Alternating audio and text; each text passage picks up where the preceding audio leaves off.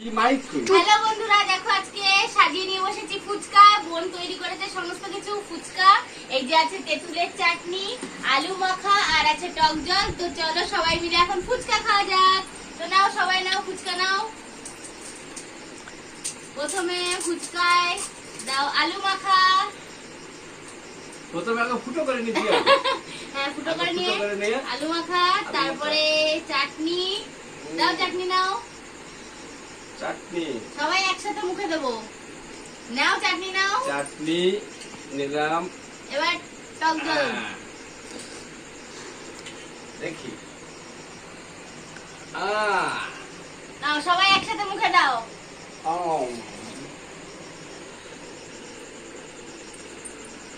দারুণ টেস্ট হয়েছে, দারুণ। এইভাবে বাড়িতে বানিয়ে তোমরা খেতে পারো, একদম সন্ধ্যেটা জমে যাবে।